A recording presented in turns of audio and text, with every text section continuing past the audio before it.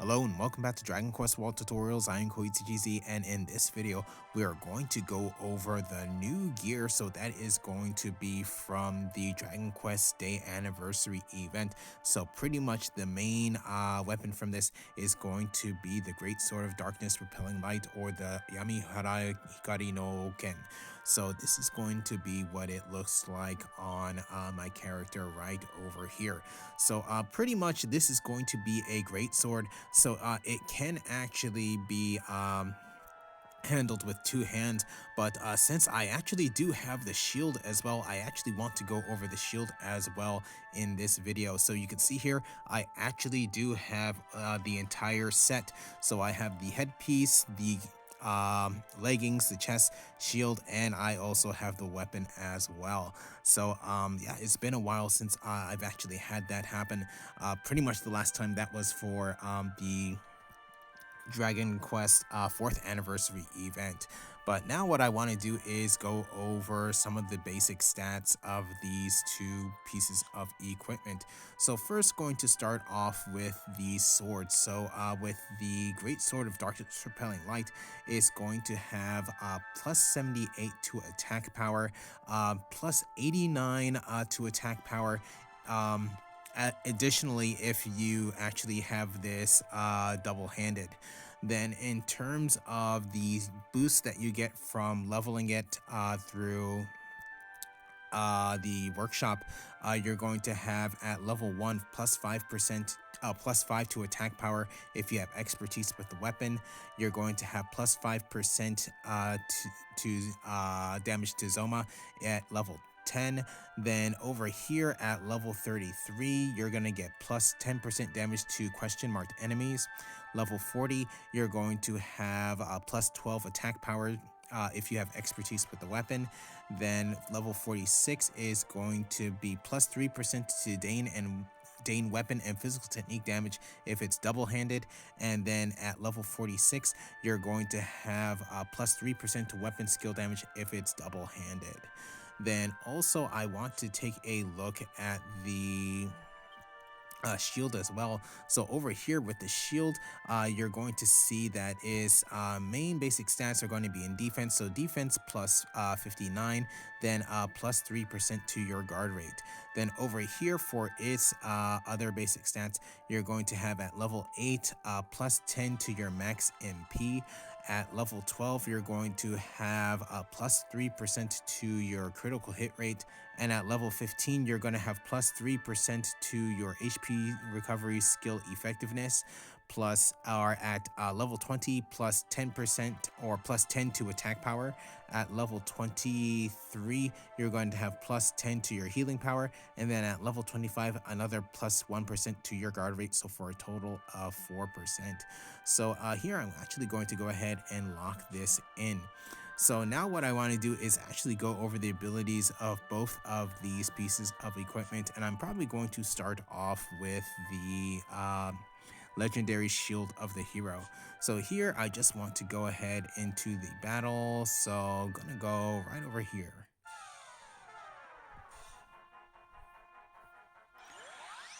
Okay, so now that I'm at my Guardian here, what I want to do is go over the two abilities of the actual legendary shield of the hero. So the first ability is going to be right over, let's see, right over here. So this is going to be Hikari no Mamori, which is going to be Protective Light. This is going to cost 17 MP, and what it does, it protects the wielder from all debuffs and guards the wielder from Disruption Wave. So Disruption Wave is an ability that Zoma uses, and it actually removes the buffs of your characters. But in this case with Protective Light, you'll actually have be protected against that, so you will actually be able to keep your buffs. So that's going to be like this. So you can see here I have the regular protective shield mark and also protection against disruption wave. Then the next ability that I want to go over here is going to be right over here, one we have seen before. This is going to be Mahotone. So with Mahotone, it costs 21 MP, and what it does, it silences all enemies. So let's see if it works. So going to be like this.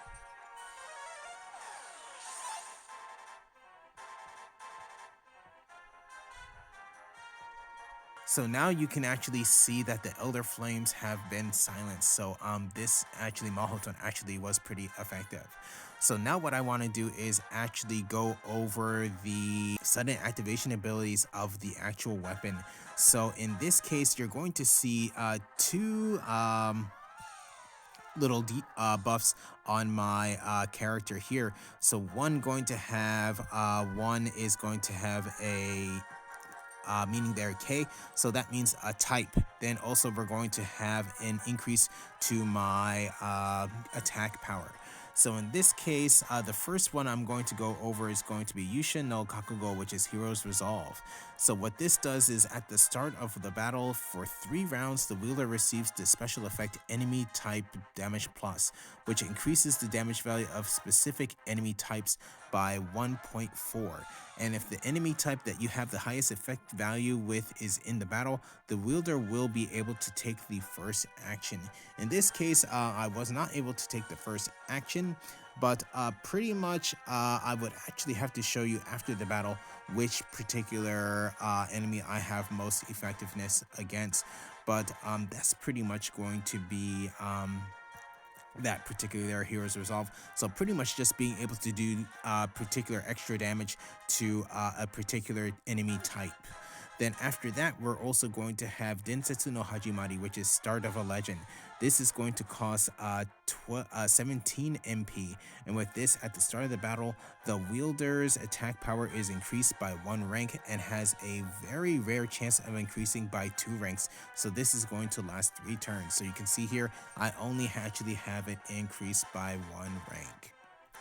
So now what I want to do is actually go over some of the abilities. So first things first, I want to go to my Guardian.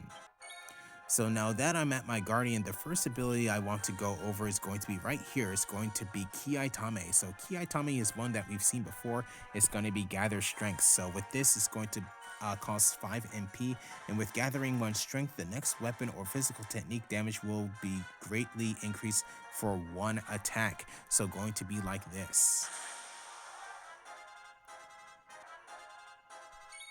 Okay, so now that I'm at my Guardian again, the next ability I want to go over here is going to be right over here. So this is going to be Giga Kuretsuken, which is going to be Giga Aerial Slash. This is going to cost 41 MP, and what it does 370% Dane or Boggy weapon damage to all enemies, and does plus 48 damage to metal type enemies, so going to be like this.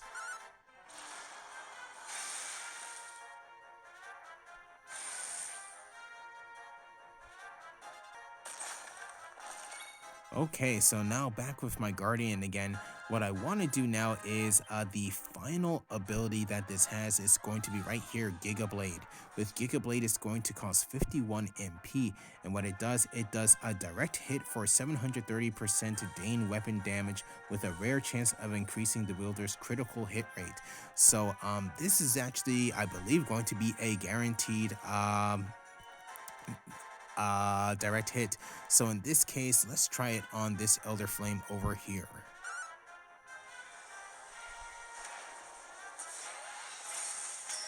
So yes, so it was a direct hit. So this is actually going to be quite good for specific battles. So very interested in seeing what happens there.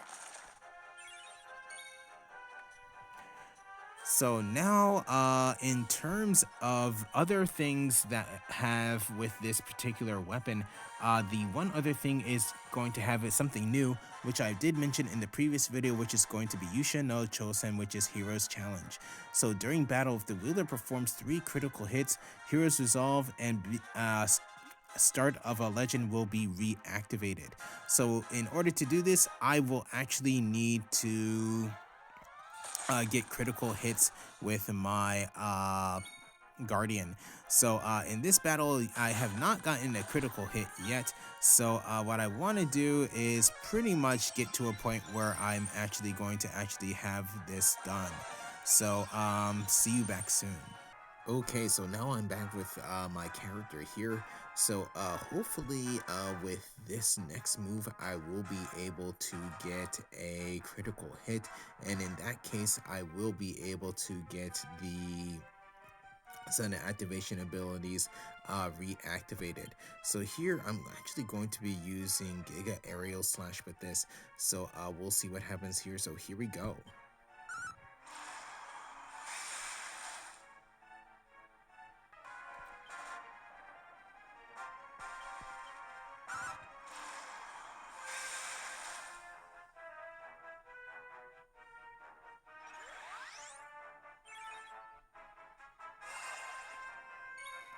So you saw with that move there, I actually got another critical hit, and with that I was actually able to get the sudden activation abilities reactivated.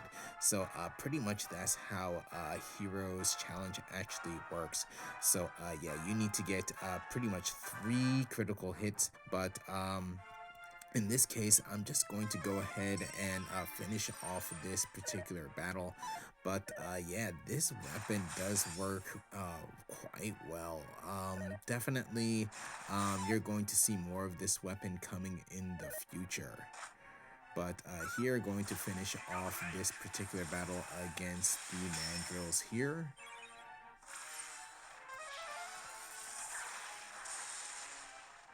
And probably with this next coming attack from my God Hand here, probably going to go down. Yes, like that. Okay, so that was my breakdown of both the Shield of the Legendary Hero and also the Great Sword of Darkness, Repelling Light. So yeah, so definitely with the shield, uh the protective light, that's really going to be very good against Zoma, especially with the protection against disruption wave. So that's actually going to work out quite well when I do eventually go heads up with them. And then also with the sword is pretty much just awesome. So yeah, especially what I just showed you, the heroes challenge. That's definitely a very good ability to have as you actually reactivate the sudden activation abilities. Pretty much, I want to say that's going to be just once per battle, but not 3 every time. But I would say probably once per battle. But yeah, so definitely with the right souls on, this is actually going to be quite good. So you will be seeing more of this weapon in the future. So with that said, I want to go ahead and end this video here. So probably the next video that I'll do, I will probably go over a little bit about this event, and then also maybe go over some souls as well. So please stay tuned for that. So with that said, going to end this video here. So thank you for watching.